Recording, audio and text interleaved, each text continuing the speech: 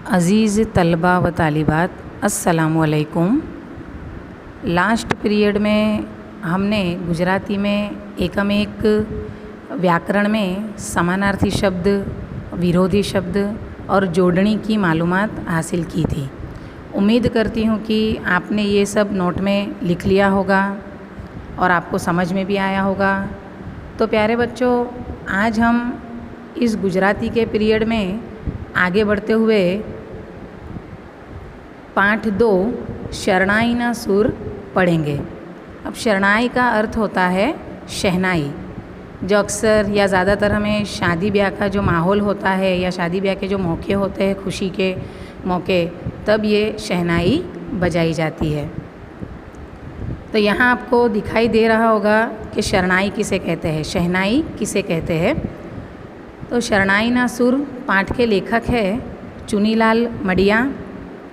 इसका स्वरूप यानी शरणाई ना सुर का साहित्य प्रकार है टूकी वार्ता यानी छोटी सी कहानी, और पुस्तक यानी ये कौन सी किताब में से लिया गया है, तो शरणाई ना सुर नाम की ही किताब है। वार्ता संग्रह यानी कहानियों का जो संग्रह है, उसमें से ये एक कहानी ली गई है, जो ये कहानी का नाम ही शरणाई का सुर है। आगे बढ़ते हुए अब सर्जक का परिचय करेंगे, यानी जो लेखक है उसके बारे में मालूमात हासिल करेंगे।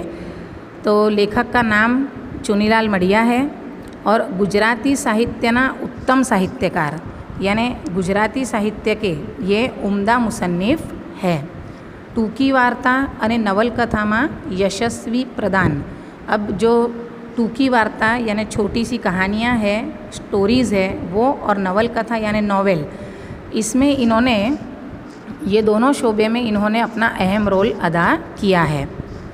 पुस्तकों वार्ता संग्रह, तो जो इन्होंने किताबें लिखी है उसमें वार्ता संग्रह में गुगवतापुर, शरणाई ना सुर जिसमें से हमारी ये कहानी ली गई है, और तीसरा है चंपो अने केड़। ये 3 वार्ता संग्रह इनके बहुत ही ज़्यादा खास है। उसके बाद नवलकथा की तरफ देखें तो नवलकथा में पहला लीलूड़ी धरती भाग 1 અને 2, और दूसरा है इंद्रधनुषनो 8मो रंग। ये 2 नवलकथाएँ इनकी बहुत ज़्यादा खास है। शरणाईनो सूर અને લીલુડી ધરતી તેમના શ્રેષ્ઠ પુસ્તકો છે, यानी आला दर्जे की ये इनकी किताबें है, जिसमें से हमारी ये कहानी, छोटी सी कहानी ली गई है शरणाई ना सुर। तो जैसे कि मैंने आपको बताया कि ये कहानी है और अक्सर हमको स्टोरीज़ सुनने में बहुत ही मज़ा आता है।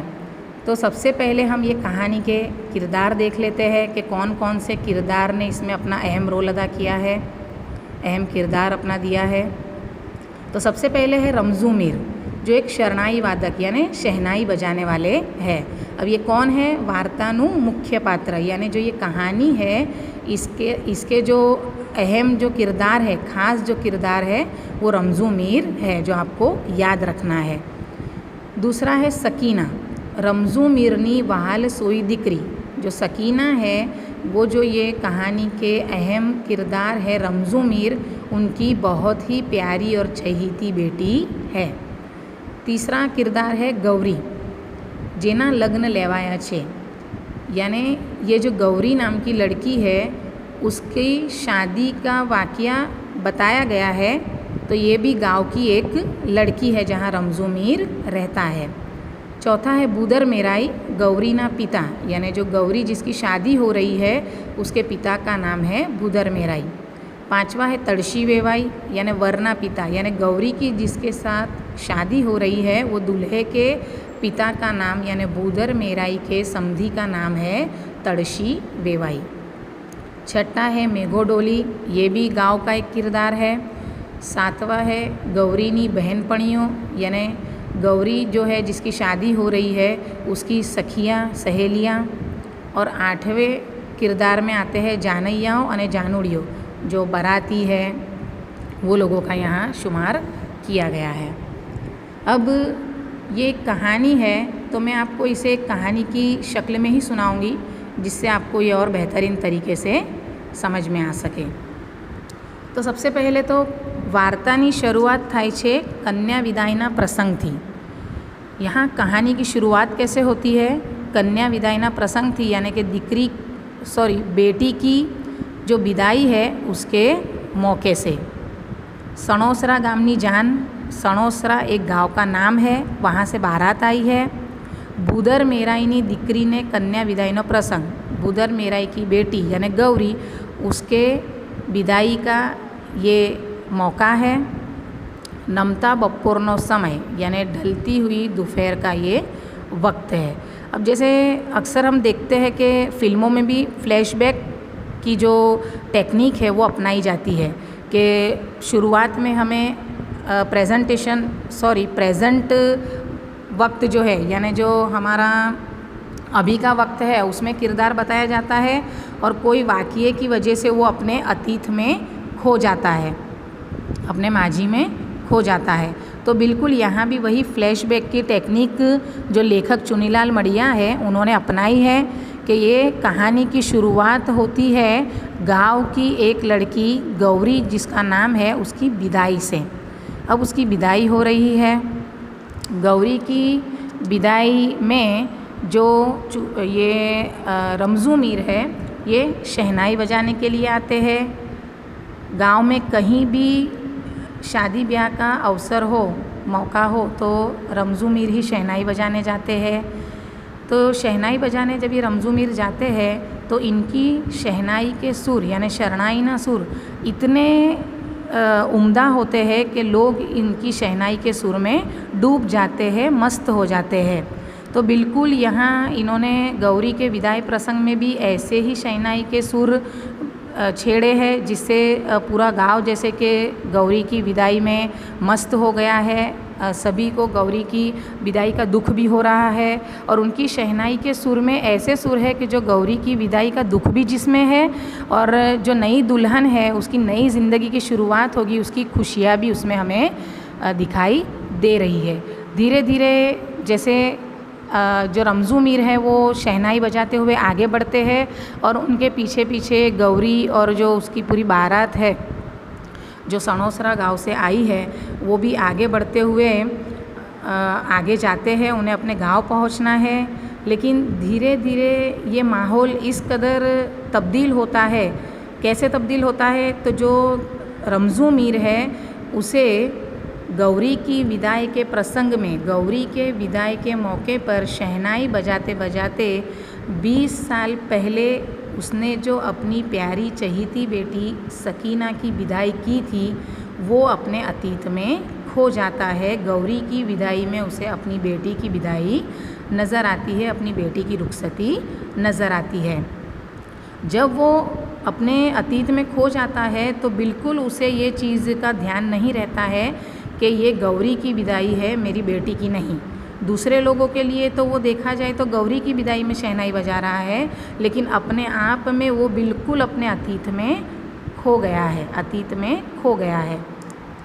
तो जब वो अपने अतीत में खो जाता है तो उसे याद आता है कि किस तरह से उसने भर जुआनी में यानी कम उम्र में ही उसने अपनी जो बीबी है, अपनी पत्नी है, उसके गुज़रने के बाद मतलब कि 2 साल की थी सकीना। तो सकीना जब 2 साल की थी और उसकी पत्नी की मृत्यु हो गई तो उसने अकेले ही ये बेटी को बहुत मुश्किलों से बड़ा किया, उसकी बहुत ही देखरेख की, बहुत उसका ध्यान रखा, उसके कपड़े भी धोए, उसे अच्छा खाना खिलाया, खुद फटे हुए कपड़े पहने लेकिन सकीना को अच्छे कपड़े पहनाए। और जहाँ भी वो शहनाई बजाने के लिए जाता, जब सकीना छोटी थी तो वो हमेशा उसको अपने साथ ले जाता सकीना को, और सकीना वहीं उसकी पीठ पर मतलब कि जैसे बंदर के बच्चे जो होते हैं वो अपनी माँ के पीठ पर लपक जाते हैं, ऐसे ही बिल्कुल सकीना भी प्यार से अपने पिता की पीठ पर लपक जाती थी, बैठ जाती थी। कई लोगों ने, गांव के लोगों ने उसे कहा भी रमज़ू मीर से कि बच्ची छोटी है तो आप दूसरा निकाह कर लो, लेकिन फिर भी जो रमज़ू मीर है वो ये बात से सहमत नहीं हुए और अकेले ही उन्होंने अपनी बेटी को बहुत लाड़ प्यार से बड़ा किया। अब उनकी ज़िंदगी में सिर्फ 2 ही चीज़ों की अहमियत रह गई थी।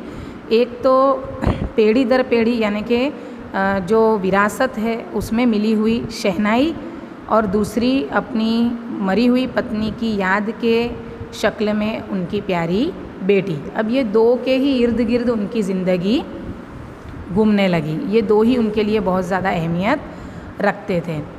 तो ये उनका अतीत था, लेकिन ये अतीत में और भी एक बहुत ही दुख वाली घटना उनके साथ हुई जो उनको ये गौरी के विदाई प्रसंग में याद आती है। ये तो उन्होंने जो गौरी को शुरुआत से लेके बड़ा किया, लेकिन जब सकीना बड़ी हुई तो सकीना की भी विदाई का प्रसंग आया।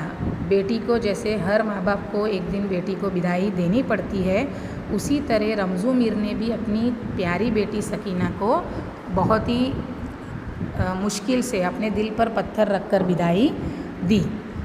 लेकिन क्या हुआ कि विदाई के शादी के एक हफ्ते में ही सकीना के भेदी मृत्यु की खबर आई। भेदी मृत्यु यानी जिसके बारे में कुछ मालूम नहीं हुआ कि क्या वजह से उसकी मृत्यु हुई है, उसकी मृत्यु का एक राज जैसे कि रह गया, एक राज के तौर पर ही उसकी मृत्यु की खबर आई। तो ये खबर सुनकर जो रमज़ू मीर है वो पागलों की तरह हो गया। बिल्कुल भी उसको मतलब कि ये चीज़ को वो स्वीकार नहीं कर पाया कि अब माँ भी नहीं रही सकीना की। पहले तो मृत पत्नी का दुख उसे सताया करता था, अब उसके बाद उसने जब पूरा ध्यान पूरी ज़िंदगी अपनी बेटी के नाम कर दी थी और उसे बड़े प्यार से बड़ा करके उसकी विदाई की थी, लेकिन एक हफ्ते में उसकी भी मरने की खबर आ गई। तो बिल्कुल जैसे कि उसकी ज़िंदगी जैसे ख़त्म सी हो गई, बिल्कुल वो बेजान सा हो गया, पागल सा हो गया। तो यहाँ गौरी के विदाई प्रसंग में उसे अपनी बेटी की विदाई याद आती है और उसके साथ ये दुखदाई प्रसंग, ये दुखदाई वाक़या भी याद आता है। अब वो अपने अतीत में खोया है, ये अलग एक बात है। और जहाँ भूदर मेराई की बेटी जो है गौरी, उसका प्रसंग अभी वर्तमान में है। तो जो बाराती है, भूदर मेराई है, इनको ऐसा लग रहा है कि ये आगे इसलिए नहीं बढ़ रहा है रमज़ू मीर क्योंकि उसे बहुत ज़्यादा दाद चाहिए। दाद यानी कि बख्शिश, कि उसे बख्शिश चाहिए, उसे बख्शिश के पैसे मिलेंगे तभी वो बारात को आगे ले जाएगा, शहनाई बजाते हुए आगे बढ़ेगा। लेकिन ये सोच सिर्फ बारातियों की थी, भूदर मेराई की थी। लेकिन जो रमज़ू मीर है वो तो एक अलग ही अपनी धुन में, अपने अतीत के दुख में खोया हुआ था। उसे तो बिल्कुल भी ये दाद के पैसों की कुछ भी पड़ी नहीं थी। इसलिए ये लोगों को ऐसा लग रहा था कि ये दाद की लालच में खड़ा हुआ है, तो ये लोग थोड़ी थोड़ी दाद, थोड़ी बख्शिश उसे देते जा रहे थे और आगे बढ़ते जा रहे थे। और रमज़ू अपनी शहनाई के सुर में जो उसका दुख है, उसका विषाद है, उसकी तकलीफ़ है, उसको बयान करता हुआ आगे बढ़ रहा था। आखिर में जब सब बहुत परेशान हो गए तो बिल्कुल जो भूदर मेराई है उसने उसे रमज़ू मीर को एक धक्का लगाया कि अब तुझे कितनी दाद चाहिए, तू इतना लालचू है। और उसके हाथ में जो सब पैसे थे वो हाथ में उसके थमा दिए उसकी मुट्ठी में और उसे धक्का मार के कहा कि तू तो बहुत ही लालचू है और कितने तुझे पैसे चाहिए, कितनी बख्शिश चाहिए। और इस तरीके से उन लोगों ने उसका बहुत ही अपमान किया, जो कि रमज़ू मीर के ख़याल में बिल्कुल भी ये बात नहीं थी। फिर कहा कि बजाने दो, जब तक ये शहनाई बजाता है, थकेगा तो अपने आप ही चुप बैठ जाएगा। और वो आगे बढ़ते गए सणोसरा गांव की तरफ। अब सणोसरा गांव से आगे बढ़ते हुए जो रमज़ू मीर है वो आगे उनके साथ नहीं बढ़ा, लेकिन बीच में ही कब्रस्तान आया, उसकी तरफ उसने अपना रास्ता मोड़ लिया, वो सबसे अलग हो गया। लेकिन कब्रस्तान की तरफ जाने के पहले उसने क्या किया, जो गौरी है जिसकी विदाई का अभी प्रसंग है, जिसकी रुखसती का अभी मौका है, उसके हाथ में उसने दाद के पूरे पैसे दे दिए। क्यों? क्योंकि उसे गौरी में अपनी बेटी सकीना दिखाई दी। गौरी में उसने बेटी सकीना को देखा और इसीलिए उसने दाद के जो पूरे पैसे थे वो बख्शिश में मिले थे, वो उसने गौरी के हाथ में थमा दिए। और ये चित्र देखकर सभी जो उसके बारे में सोच रहे थे कि ये लालचू है पैसों का, ये सभी बहुत शर्मिंदा हुए और आगे बढ़ गए और रमज़ू मीर जो है वो कब्रस्तान की ओर चल दिया। તો यहाँ ये कहानी में हमें આ વાર્તામાં આપણે રમઝુ મીરના વ્યક્તિત્વના 3 પાસાનો અભ્યાસ કરીશું। तो हमने देखा कि किस तरह ये कहानी में हमें रमज़ू मीर की जो शख्सियत है उसके 3 पहलुओं को हमने देखा। कौन कौन से? तो पहला है शरणाईना सूर रेलावी सौने डोलाव तो रमज़ू, यानी शहनाई के सूर बजाकर सबको मस्त कर देने वाला रमज़ू। दूसरा, पोतानी नमाई दिकरी सकीना पर अनरगढ़ स्नेह वर्षाव तो पिता, यानी नमाई यानी माँ बिना की, जो उसकी बेटी है सकीना उसके ऊपर अनहद यानी हद से ज़्यादा स्नेह प्यार बरसाने वाला पिता। और तीसरा, सकीनाना अकाड़े मृत्यु थता वेदना गमगीनी पोताना हृदय में भरीने जीवतो करुण पिता। तो यानी सकीना का अकाड़े यानी वक्त से पहले जो मृत्यु हो गई उसकी सकीना की, उसका दुख, उसकी गमगीनी अपने दिल में भरकर जिंदा रहता पिता। ये 3 पहलू हमने ये कहानी में रमज़ू मीर के देखे। अब आपने देखा कि रमज़ू मीर ने 2 જ पात्रों साथे दिल लगी थी। कौन से 2 किरदार के साथ, कौन सी 2 चीज़ों के साथ उसकी दिल लगी थी, उसे बहुत ज़्यादा लगाव था? तो पहला, पेढ़ी दर पेढ़ी वारसा में मड़ती शरणाई यानी विरासत में मिली हुई शहनाई, और दूसरा सूरजमुखीना फूल जेवी सकीना यानी सूरजमुखी के फूल जैसी नाजुक और खूबसूरत सकीना। ये दोनों उसकी ज़िंदगी के अहम किरदार थे जिसके बिना उसकी ज़िंदगी अधूरी थी। रमज़ू सणोसरा सुधी न गयो, दादमा मळेला पैसा ते गौरीने आपीने चीर परिचित मरवानी सुवासनी दिशा में कब्रस्तान तरफ वળી गयो। जैसे मैंने आपको बताया कि रमज़ू मीर सणोसरा गांव नहीं गया और दाद में मिले हुए पैसे, बख्शिश में मिले हुए पैसे उसने गौरी को दे दिए, और मरवा यानी एक प्रकार का ये पौधा है, उसकी सुवास यानी सुगंध जहाँ से आ रही थी वो दिशा में वो कब्रस्तान की तरफ चला गया। अब कब्रस्तान की तरफ वो गया, उसके बाद क्या हुआ? तो चांदनी रात थी और पूरी रात चांदनी रात में गाम लोगों ने मोड़े सुधी रमज़ूना शरणाईना सूर संभाळता रहा। यानी चांदनी रात थी और जब वो कब्रस्तान गया तो देर रात तक उसके शहनाई के सूर गांव के लोगों को सुनाई दे रहे थे, लेकिन सुबह होते होते ये शहनाई के सूर शांत हो गए। क्यों शांत हो गए?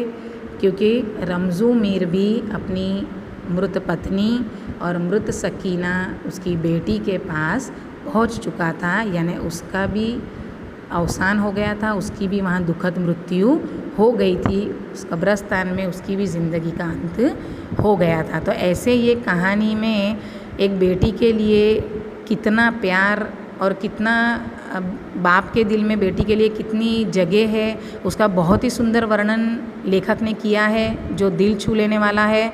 और उसके बाद जो उसका अंत होता है वो भी बहुत ही दर्दनाक है, जो हमें यहाँ देखने को मिलता है कि अंत में रमज़ू भी खुद मतलब कि गुज़र जाता है। तो यहाँ ये कहानी का अंत होता है। उम्मीद करती हूँ कि आपको ये कहानी पसंद आई होगी और समझ में भी आई होगी। किताब में से एक बार ये कहानी आपको रीड कर लेनी है अच्छे से।